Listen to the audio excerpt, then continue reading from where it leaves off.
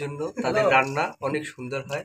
বরিশাল্য পোলারা কিন্তু সব কামে সেতা, কোনো কামে কিন্তু বরিশাল্য পোলাগো হালাই থুইতে পারবেন না।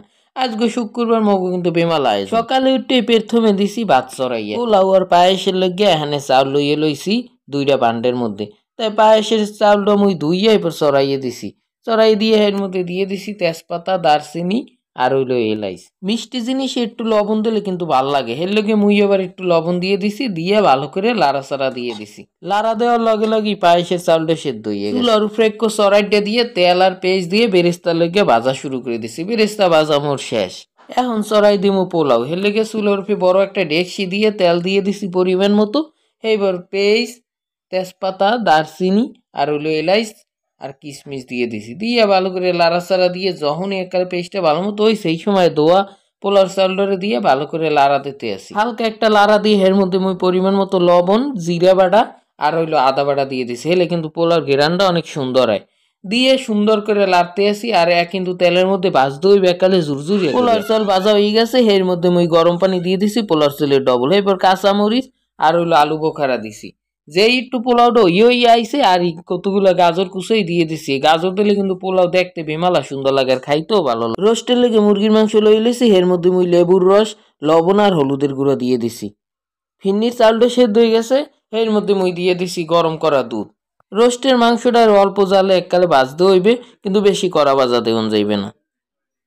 দুধটা দিয়ে ফিন্নিটারে লাড়া দিয়ে কি সুন্দর মিক্সচার করছি, কত সুন্দর একটা কালার আইছে। এবার মুই বাদাম বাটা গুললে দিয়ে দিছি। ফিন্নির মধ্যে ডাইরেক্ট চিনি না দিয়ে গুঁড়ো দুধ আর চিনি একসাথে মিক্সচার করে দিলে কিন্তু ফিন্নির খাইতেও স্বাদ লাগে, কালারটাও সুন্দর হয়। এলাকে কিন্তু মুই দিয়ে সুন্দর করে লাড়াচাড়া দিতে আসি। ফিন্নির মধ্যে দুধ আর চিনি দিয়ে ভালো করে লাড়াচাড়া দিয়ে দিছে। এবার রোস্টের মাংসগুলো হয়ে গেছে, মাংসগুলো উড়েই হেলাইছে। টক দই কিনি নেই, হেলেগে দুধের মধ্যে লেবু চিপে টক দই রোস্ট করার লেগে একটা ভান্ড বইয়ে দিয়ে দিছি তেল। এই যে হইলো গরুর মাংস, তাই গরুর মাংস রোস্ট এক লগেই চড়ামু।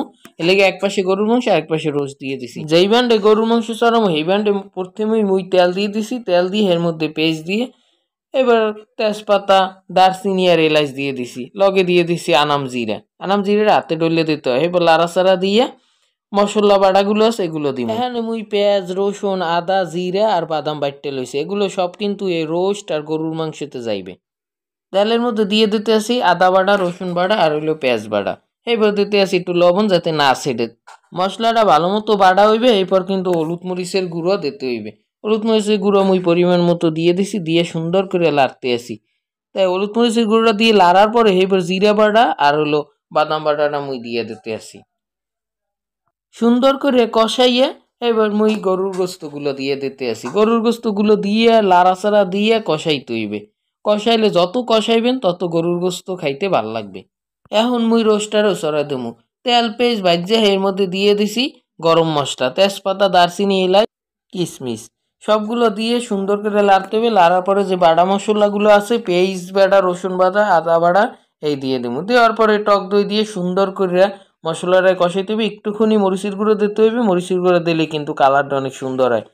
এইবার মুই বাদাম বাটা আর হইলো যে জিরা বাটা দিয়ে দিছি, কি সুন্দর একটা কালার আছে দেখছেন। মশলাগুলো কষানো হয়ে গেছে, এর মধ্যে এখন মুই দিয়ে দিতে আসি রেডি মিক্স রাঁধুনি রোস্টের মশলা। রোস্টের মশলা দিয়ে ভালো করে কষাই রোস্টের মাংসগুলো দিয়ে দিছি।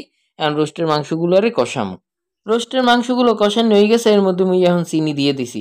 এখন দিয়ে দিব জয়ফল আর জয়ত্রী বাড়া। তাই প্রথমে মুই গরুর মাংসের মধ্যে দিয়ে দিছি যাতে গোস্তটা তাড়াতাড়ি সেদ্ধ আর খাইতেও মজা লাগে। এরপর মুই রোস্টের মধ্যে অল্প একটুখানি জয়ফল জয়ত্রী বাড়া দিয়ে দিছি। রোস্টে একটু কাঁচামরিচ দিয়ে দিছি যাতে গ্রানটা সুন্দর হয় আর মিষ্টির ব্যালেন্সটা ঠিক থাকে। দিয়ে দিতে আসি গরম করা দুধ। গরম করা দুধ দেওয়ার পরে বাকি যে রোস্টের মশলাটা আছে হেঁটে দিয়ে দিছি। যেই টুথ লই আইছে এবারে এর মধ্যে দিয়ে দিছি সস। ফিন্নি রান্দা হয়ে গেছে, এখন মুই ফিন্নির মধ্যে দিয়ে দিমু কিশমিশ, কাঠবাদাম আর হলো কাজু বাদাম।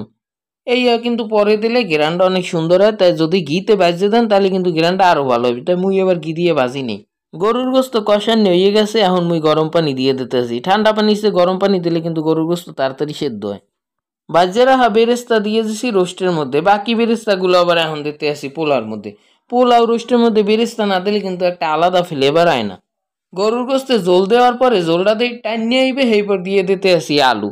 নতুন নতুন আলু একটু পরে দিলে সমস্যা নেই, সেদ্ধ হয়ে যায়। রেসিপি আরও বাকি আছে, গাজর, ফুলকপি, সিম, আলু পেঁয়াজের কলি মিলাইয়া আবার একটা সবজি বানাইতেছি। গরুর গোস্ত প্রায় হইয়ে গেছে। গোস্তের মধ্যে দিয়ে দিতে আছি কাঁচা জিরা বাটা। কাঁচা জিরা বাটা কিন্তু উড়নে 10-15 মিনিট আগে দিলেই হয়। এদিকে সবজিটাও কিন্তু প্রায় হইয়ে গেছে। দেখছেন কি সুন্দর একটা গোস্ত রান্না শেষ। এখন মুই জিরা টাইলে গুঁড়ো করে দিয়ে দিতে আসি।